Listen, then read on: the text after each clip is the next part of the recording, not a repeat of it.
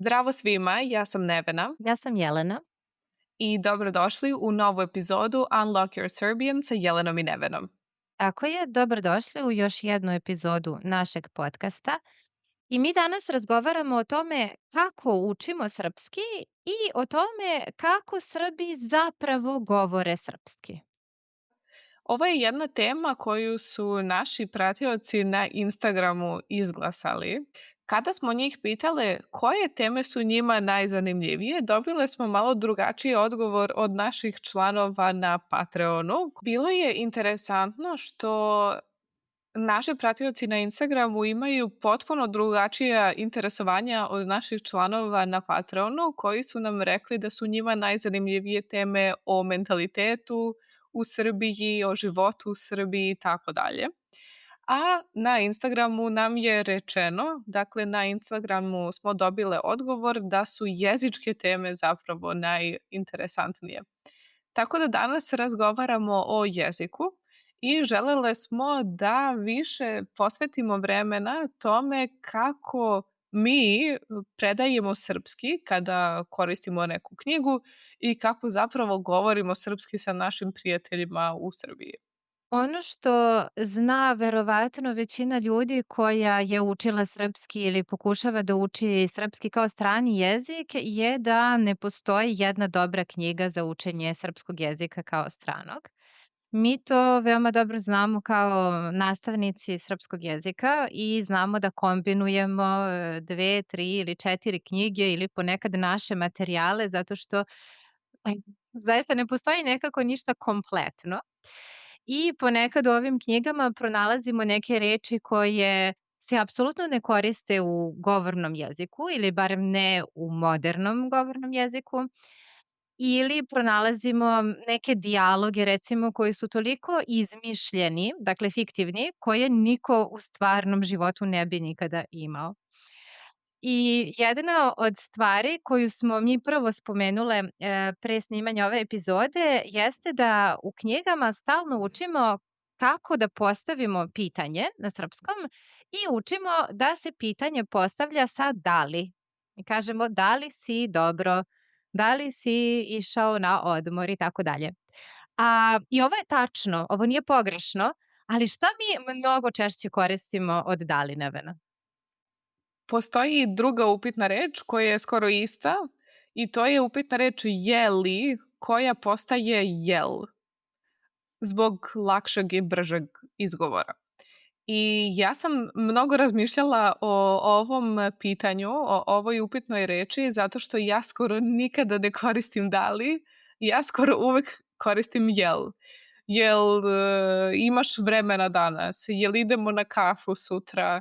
Jel znaš kakvo će biti vreme i tako dalje. Da, definitivno i iskreno ne znam tačno da kažem u kojoj situaciji Srbi baš koriste ovu reč "da li", osim kada žele da naglase neko pitanje, dakle da stvarno stave akcenat na neko pitanje i da je ono važno. Ali osim toga, zaista najprirodnija reč kada želimo da postavimo pitanje je "jel". I onda to bude "jel si bio na odmoru", "jel si pio kafu", "jel ćeš doći sutra" i tako dalje.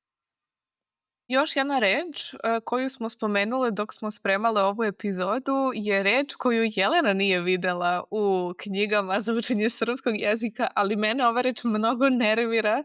Dakle, mnogo ne volim kada vidim ovu reč, zato što je zaista niko ne koristi u stvarnom govoru. To je reč onde.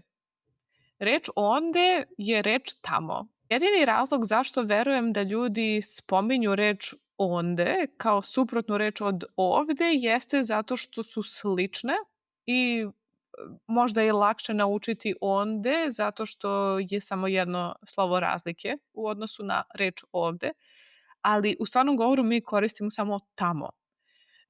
Hoćeš da idemo tamo? Šta ima tamo? Da li je tamo dobra žurka? I tako dalje. Definitivno ja ovu reč nisam videla ni u jednoj knjizi, ali ovu reč možemo da čujemo kod starijih generacija u srpskom jeziku. Dakle, moj deda, na primer, koji ima 92 godine, ponekad kaže, ponekad kaže onde.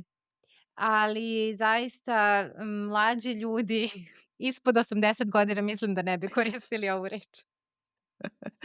Da, to sam i ja htjela da spomenem. Možda ovo možemo da čujemo od stvarno starijih ljudi, ali osim toga rekli bih da vam je suvišna. Dakle, nije vam potrebna ova reč. I još jedna reč koju sam čula od tebe da koristiš i ti si jedina osoba koju sam čula u stvarnom životu da koristi reč ujutro, jer pre toga sam mislila da to piše samo u knjigama i da svi zapravo koristimo reč ujutru. Dakle, poslednje slovo promenimo u u. I to sam ja govorila svojim učenicima i dalje govorim svojim učenicima i kažem im, ok, možete da kažete ujutro, ali bolje da kažete ujutru. Ne znam kada sam počela da koristim ovu reč na ovaj način. Ne znam da li sam pre nego što sam predavala srpski jezik govorila ujutru ili ujutro. Ja se toga sada zaista ne sećam.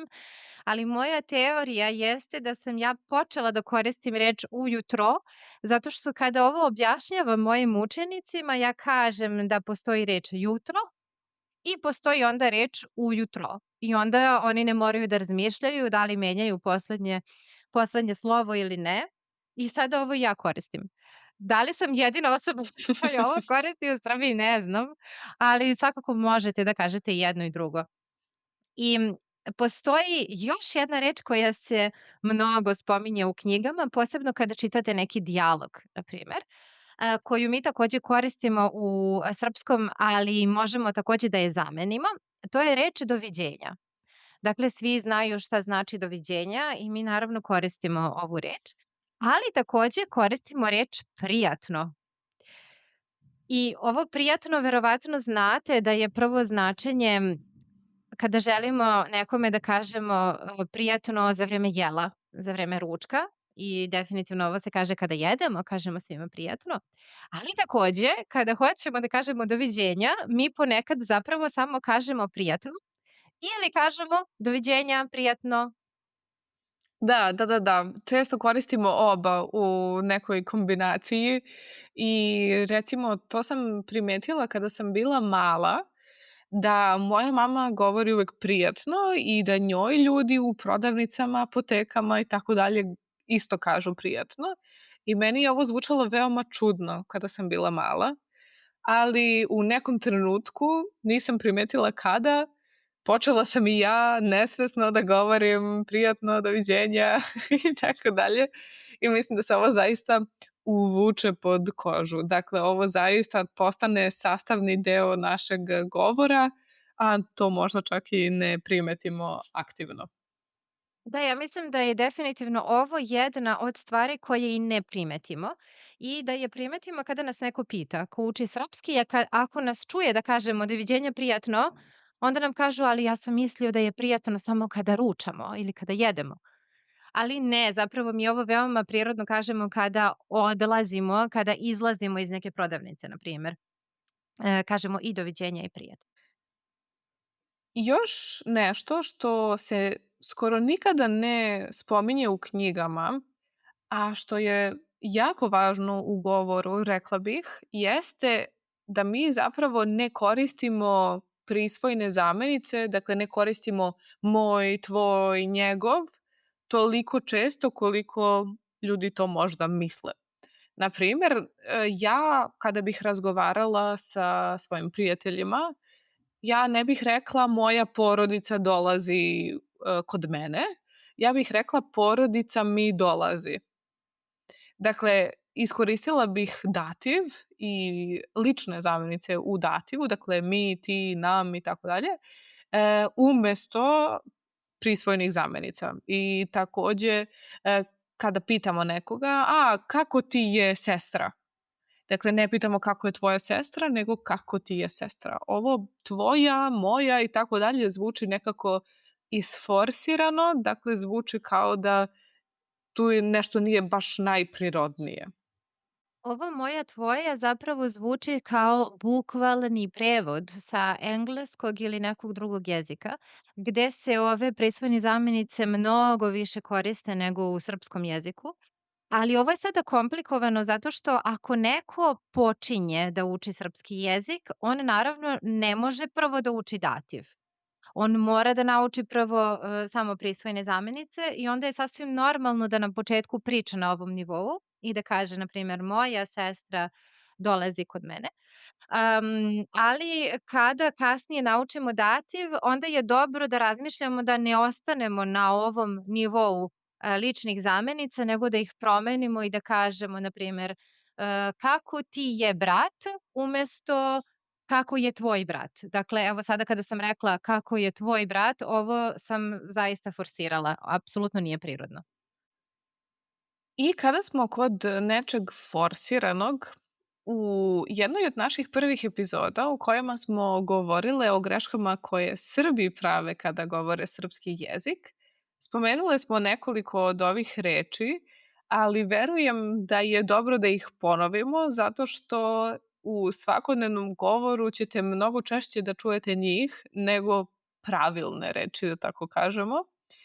I konkretno ako slušate muziku ili ako volite da gledate filmove i tako dalje, skoro nikada nećete čuti pravilne reči, što je verovatno šteta ili smo možda mi samo previše u srpskom jeziku, pa je za nas šteta ako srpski jezik nije pravilan. Ali svakako treba da ih prepoznate i treba da znate šta ljudi zapravo žele da kažu. Jedna od prvih reči koja mi pada na pamet je definitivno reč zadnje.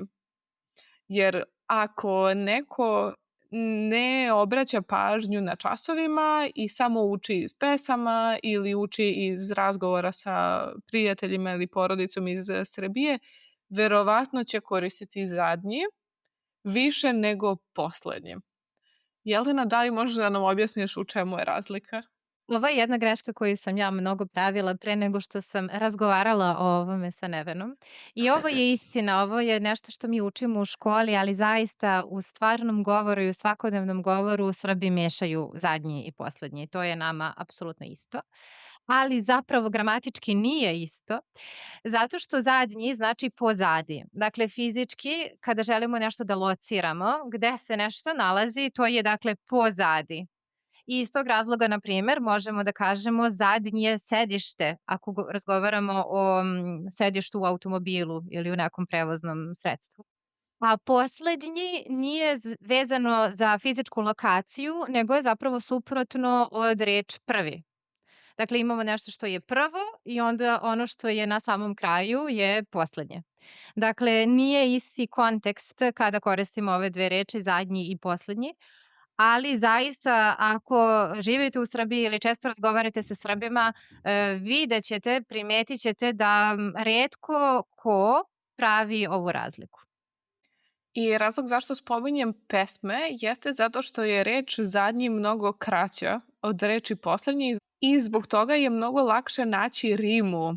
Dakle, kada želimo da pesma zvuči dobro, da se rimuje, lakše je uklopiti zadnji nego poslednji. I to je veoma često razlog zašto u pesmama možemo češće da čujemo ovu reč. U pesmama možemo da čujemo sve i svašta, i ponekad red reči u rečenici je potpuno drugačiji u pesmama nego u stvarnom životu.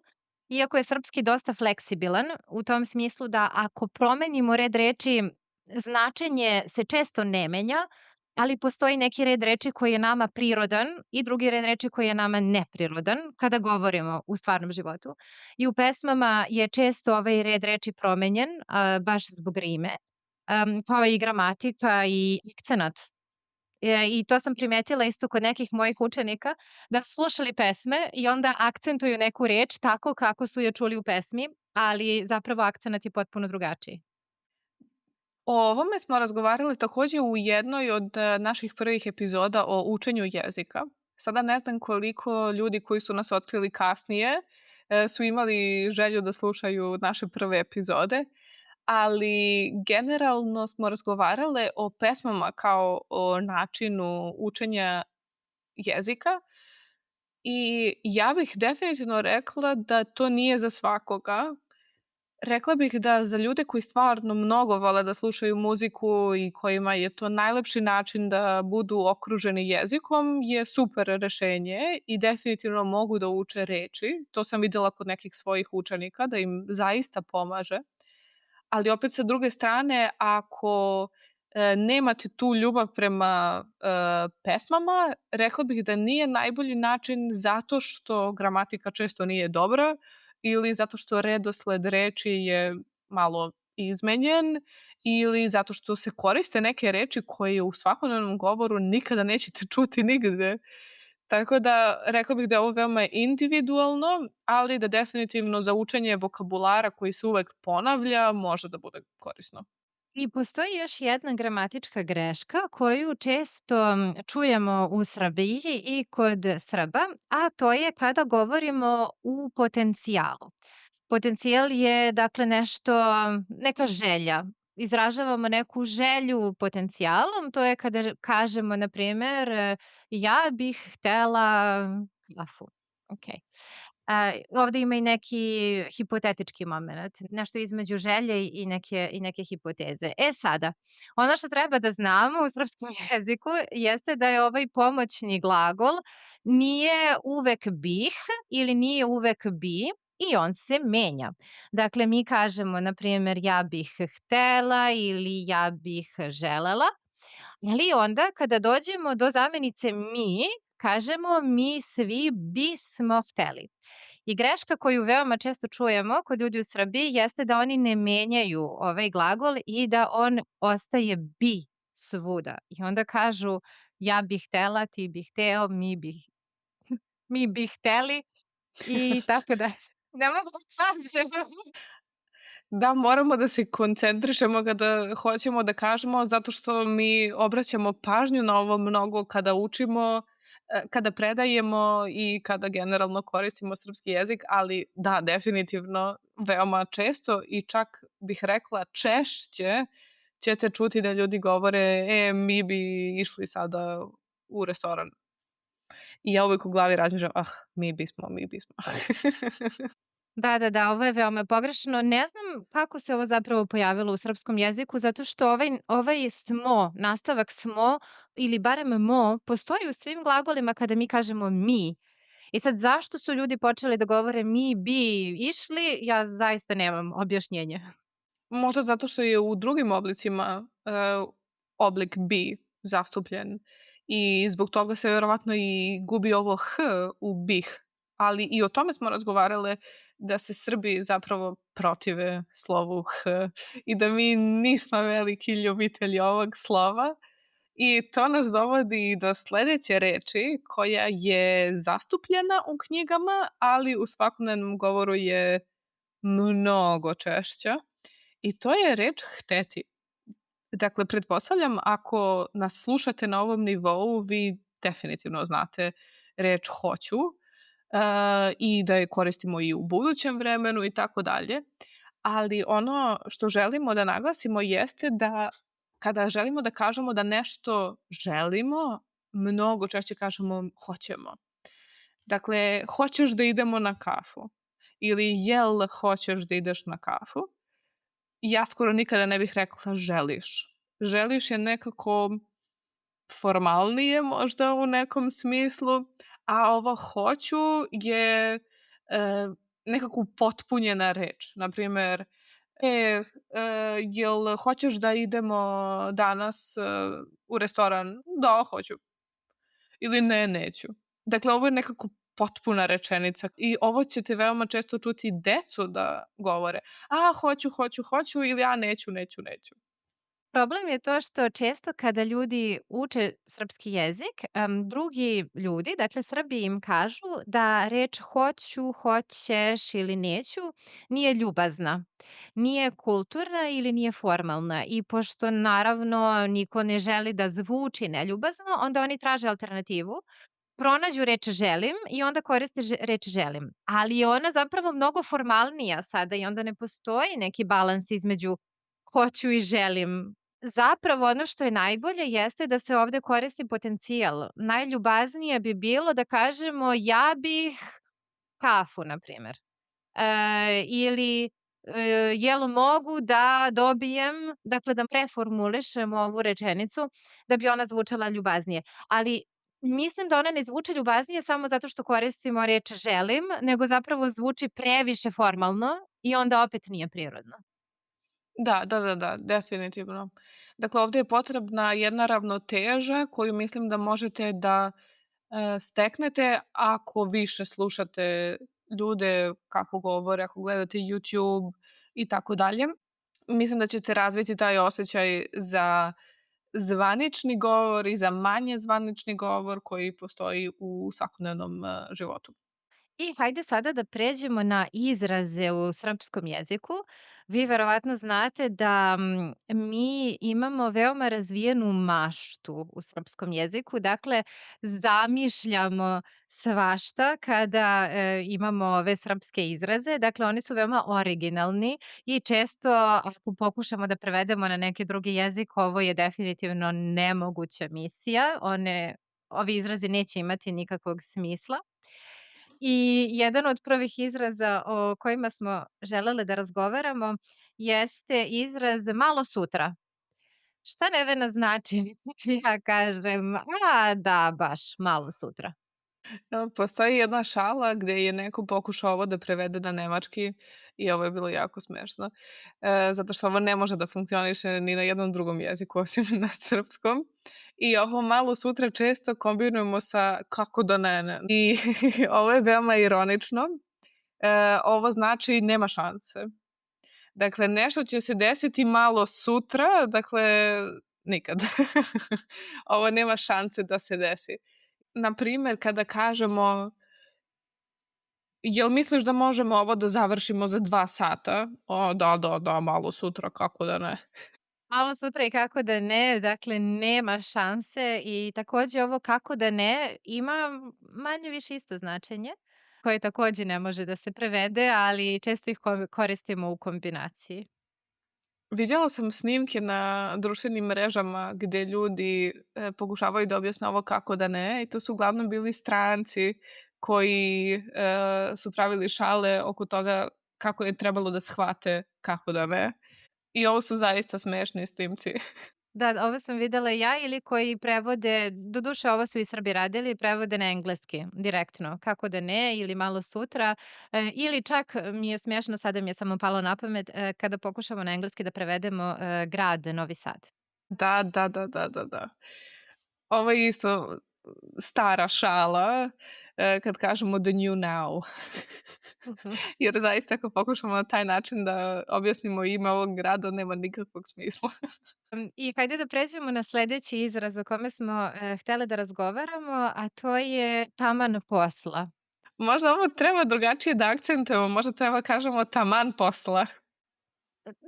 Da, možemo da kažemo i taman posla. Zapravo ove dve reči kada su odvojene imaju takođe neko značenje. Ovo nije samo izraz. Dakle, imamo reč taman ili taman i posao, pa onda posla u genitivu verovatno.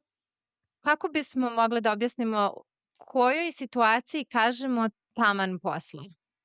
Kada želimo da kažemo da je nešto sigurno ili da se nešto podrazumeva, da nema potrebe da razgovaramo o tome. Naprimer, kada smo u kafiću i mi smo pozvali nekoga da popije kafu sa nama i taj neko želi da plati kafu i mi kažemo, ma ne, taman posla, ja ću da platim. Dakle, to se ne dovodi u pitanje, dakle, ne treba o tome da razgovaramo zato što svi znamo ko će platiti, ja, zato što sam ja pozvao na kafu. Tako je, to je nešto što se podrazumeva i ja nekad ovaj izraz razumem kao nikako. Isto kao nema šanse, baš u tom kontekstu što si rekla ne, taman posla ili ne znam, na primjer uradili smo nešto za nekoga i ta osoba nam se mnogo zahvaljuje ili hoće i da nam vrati tu uslugu, da nam nešto kupi i tako dalje. Onda mi kažemo ne, taman posla, kao nikako, nemoj da radiš to, ovo se za mene podrazumeva. Rekla bih da je samo razlika u osjećaju između taman posla i malo sutra, što taman posla koristimo kada je nešto dobro, a malo sutra koristimo kada je nešto loše i kada želimo da pokažemo da ne verujemo da je nešto moguće. Tako je. A šta znači reč taman? Samo taman? Taman je super reč. Taman znači da je nešto sasvim kako treba.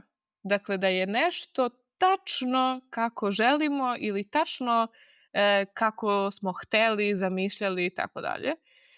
I takođe možemo da koristimo kada, na primjer, želimo da kažemo izvini, ne mogu da dođem sada na kafu, doći ću za sat vremena i mi kažemo, taman i ja sam kasnila, taman da se vidimo za pola sata, da i ja imam vremena.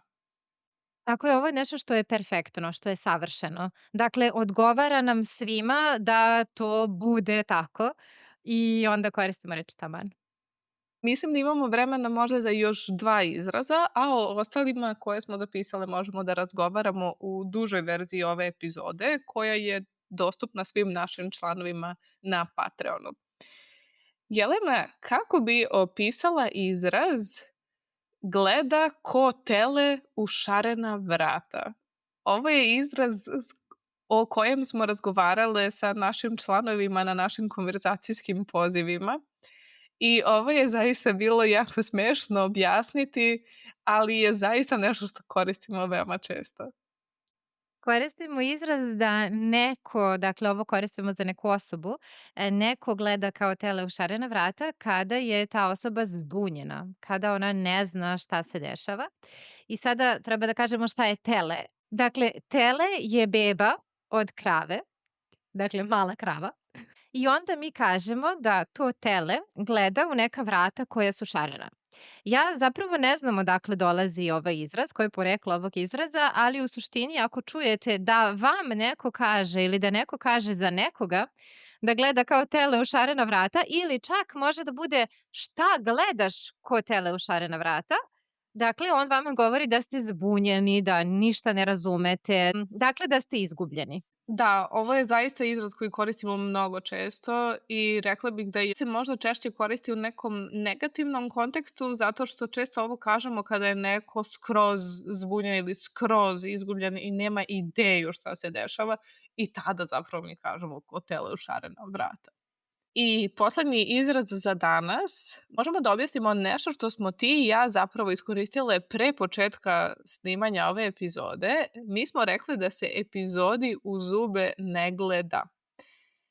Za sve koji su naši članovi i koji su slušali dužu verziju pretprošle epizode našeg podcasta, znaju da smo Jelena i ja imale problem sa snimanjem zato što je postojala buka i kod mene i kod Jelene u isto vreme i mi smo jedva uspele zapravo da snimimo epizodu zato što smo morale da pravimo pauze, da čekamo da buka prođe i tako dalje. Ali na kraju je epizoda ispala ok, mi se nadamo da je ispala ok. I rekle smo, dobro, nije važno, epizodi se u zube ne gleda. Dakle, mi ne želimo da razgovaramo o lošim stvarima kada je nešto na kraju ispalo ok. Da, i ovo u suštini koristimo najviše, ja mislim, za poklon. Kada dobijemo neki poklon i ako nam se ne sviđa ovaj poklon, ne bi trebalo da tražimo neke negativne stvari, nego kažemo poklonu se u zube ne gleda zato što je to već jedan znak pažnje, u smislu da je to uvek dobro kada nam neko da neki poklon, kada ima dobre namere i onda kažemo poklonu se u zube ne gleda. Ovaj izraz je zapravo došao iz sveta životinja takođe, zato što se konjima gleda u zube. Kada se kupuju, dakle, na osnovu zuba mi znamo da li je konj u dobrom zdravlju ili ne. I kada recimo neko dobije konja, ne treba da mu gleda u zube, zato što je to poklon, jel? I zbog toga ne treba da traži mane, ne treba da traži negativne strane. Ali danas ovo koristimo i u drugim situacijama kada želimo da naglasimo da je važno samo da je nešto tu, da nešto postoji i da negativni aspekti nisu toliko bitni. Tako je. Mi smo danas rekle mnogo stvari vezanih za srpski jezik. Dakle, govorili smo i o ovim figurativnim izrazima, a govorili smo i generalno o tome šta Srbi najviše koriste u svakodnevnom govoru. Sada smo došle do kraja naše epizode. U nastavku ćemo govoriti o još nekim izrazima koje smo pronašle i koji su zapravo veoma interesantni.